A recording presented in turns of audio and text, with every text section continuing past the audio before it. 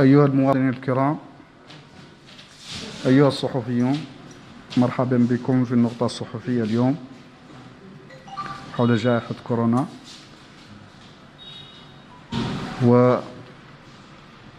والتي تتميز اليوم بتسجيل 19 حالة شفاء الحمد لله من بين المرضى والمصابين الذين كانوا تحت الرعاية، ويتوزعون على النحو التالي: 1 في ولاية أدرار، و17 بولاية كيفا، ولاية العصابة يعني في مدينة كيفا، و1 في مدينة كيهيدي. إذن لدينا اليوم 19 حالة شفاء ولله الحمد.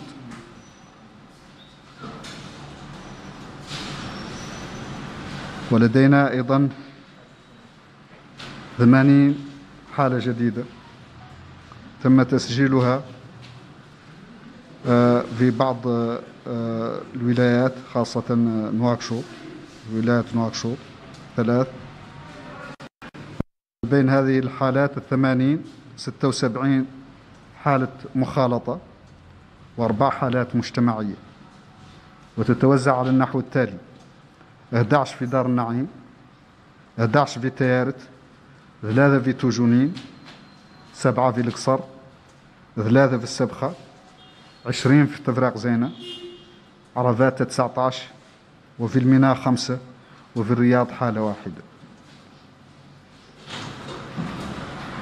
أما الفحوص التي تم إجراؤها اليوم فهي 300 فحصين، من بينهم 66 فحص للمتابعة، متابعة الأشخاص المصابين، و236 فحص للتشخيص. وتتوزع الفحوص على النحو التالي: 168 في ولايات نواكشوط 3، فحص من 8 فحوص من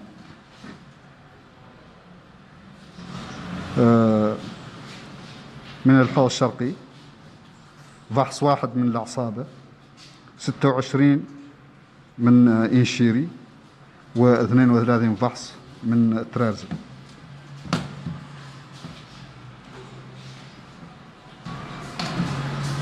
وإذن يكون عدد الحالات التي سجلت في البلد منذ بداية الجائحة وصل 668 حالة، من بينها 55 حالة شفاء، 31 حالة وفاة، و582 حالة تحت الرعاية حاليا. ومن بين هذه الحالات تحت الرعاية 8 حالات لديها أعراض شبه معقدة، 49 حالة لديها أعراض بسيطة، و525 حالة بدون أعراض. هذا وقد سجلنا ل 24 يوم للساعة الأخيرة للأسف 5 حالات وفيات، 2 منها حدثت على المستوى المجتمعي، يعني حدثت في البيوت، و3 حالات وصلت للمستشفيات في وقت متأخر ولم يتسنى إنقاذها، وهذا ما نأسف عليه. وباسم وزير الصحة وباسم الأطقم الصحية نعبر عن أسفنا وتعاطفنا مع عائلات هؤلاء الشهداء المفقودين، ونترحم على أرواحهم، ونرجو لذويهم الصبر والسلوان، وإنا لله وإنا إليه راجعون. وهنا أريد أن أذكر إخوتنا المواطنين الكرام بأن هذه الحالات التي بدأت تتكرر، الوفيات في البيوت، الوفيات على الطريق حول المراكز الصحية، المستشفيات، الوفيات عند الوصول للمستشفيات، كلها راجعة لكون هذه الحالات تتأخر في الوصول للمؤسسات الصحية. وهنا بقدر ما نسلم بقدر الله أيضا نعتبر أن هنالك أسباب وضعت، هنالك آليات وضعت، هنالك أطقم صحية عبئت، هذا كله لإنقاذ ما يمكن إنقاذه بإذن الله. وبالتالي ندعو المواطنين لاستخدام هذه المؤسسات التي وضعت لهذا الغرض. وبالتالي لا ينبغي على أن تعد فهم حالة حرجة أو خطر إلا أن يبلغ عنها وأنها توصل للمؤسسات الصحية. صحيح قد يقول البعض أن المؤسسات الصحية ليست فيها أماكن والله ليست فيها عندها إمكانية لاستقبال هذه الحالات، إلا أننا اتخذنا الإجراءات اللازمة ووفرنا بعض من الأسرة.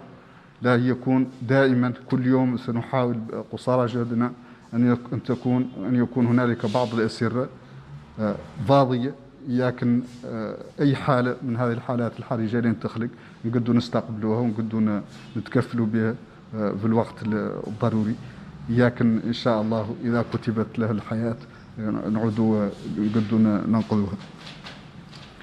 وفي الحقيقة هذا المرض كيف قلنا دائما ما عنده علاج خاص، ولا عندنا معناها ما عندنا ضمانات بعلاج كل الحالات، وهذه هي سيرة الحياة. احنا عندنا لا شيء من الأسباب، وهذه الأسباب ظاهرة لي على أن جمعنا اللي قاد يجمع منها. وبالتالي ندعو المواطنين على أنهم يتعاونوا معنا، وعلى أنهم على أن هذه مسؤولية كل حد، مسؤولية أخلاقية، مسؤولية دينية، ومسؤولية اجتماعية. على أن ما يقدر قاعد تعود عنده حالة مصاب يتكتم عليها، والله ينتظر بها، والله خوفا منها تعود في الحجز، والله خوفا منها تعود ظروف الحجز اللي أشيعت مؤخرا واللي فعلا كان خالق منها شيء، كانت ظروف صعبة. يقال إلا أن حسنا من هذه الظروف، ومهما تكون هذه الظروف تم أحسن وتم أسباب على الأقل، أسباب للإنقاذ، أسباب للعلاج. وهذا ما أمرنا به كلنا، ويالتنا نعدلوه، يالتنا تعود عندنا حالة ذا كيفتها يلا نقيسوا بها المستشفيات. وهذا هو اللي ننتظره من المواطنين، سائر المواطنين، وإن شاء الله نرجو أن يتجاوبوا معه. Chers citoyens, chers journalistes, bienvenue dans votre point de presse d'aujourd'hui, qui se caractérise par l'enregistrement de 19 guérisons chez des personnes qui étaient suivies dans les structures de santé. Et donc les 19 personnes se répartissent ainsi qu'il suit: une personne à Adra, 17 à Kifa et une personne à Kaedi. On note pour la journée d'aujourd'hui 80 nouveaux cas, dont 76 de cas contacts et 4 communautaires, et qui se répartissent ainsi dans les 3 régions de Nouakchott: 11 cas à Darnaï, 11 à Tayeret, 3 à Toujouni, 7 à Oksar, 3 cas à Sebkha, 20 cas à Tevrak Zeyna, 19 à Arafat, 5 cas à Elmina et 1 cas à Riyad. On a effectué pendant les dernières 24 heures 302 tests, dont 66 étaient destinés au suivi des personnes sous surveillance et 236 tests de diagnostic. Et donc, les tests de diagnostic se répartissent comme suit: 168 dans les régions de Nouakchott, 8 au Hod Sharqi, 1 à Nasaba, 26 à Nishiri et 32 au Trarza. Quant au nombre de cas enregistrés dans le pays depuis le début de la crise, il remonte aujourd'hui à 668 cas, dont 55 sont guéris, 31 décès et 582 cas sous surveillance, dont 8 cas considérés comme graves, 49 avec des symptômes simples et 525 ne représentant pas de signes de maladie. Sur ce, je voulais inviter les citoyens à analyser, à comprendre le constat qu'on observe actuellement avec la multiplication des décès au niveau communautaire. On en a enregistré malheureusement au cours des dernières 24 heures 5 décès, dont 2 se sont reproduits carrément au niveau communautaire, dont le tout dernier qui est décédé dans une pharmacie. Et les 3 autres sont décédés à l'arrivée aux hôpitaux. Et donc ceci est dû au retard dans le recours aux services de santé. Et ça, c'est une situation inacceptable. Inacceptable pour une société musulmane où le droit de tout un chacun, c'est de chercher des soins. Parce que ça, c'est un devoir de chercher des soins. Et donc, dans ce cadre, nous, on a préparé des équipes sanitaires, on a préparé des lits d'hospitalisation, on a préparé des moyens de traitement dans quelques points de soins, dont notamment le centre de l'Institut de pathovirologie, où on a installé une unité de réanimation, au niveau de l'hôpital des maladies infectieuses et au niveau de certains hôpitaux de la ville, et bien entendu au niveau de la cité universitaire, où on garde pour le moment les cas asymptomatiques. Tout ceci est dans le but de pouvoir identifier le plus tôt possible les personnes qui présenteraient une détresse ou des risques énormes de complications. Et donc, il est inacceptable qu'aujourd'hui, les personnes continuent à décéder à domicile ou à décéder en route vers les structures de santé ou juste à l'arrivée des structures de santé à cause du retard de recours.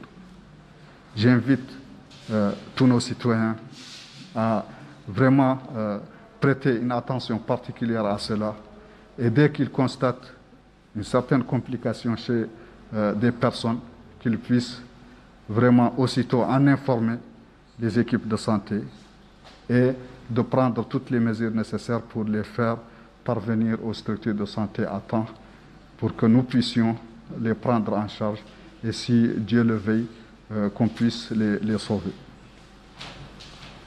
Sur ce, je vous remercie et à demain, Inch'Allah.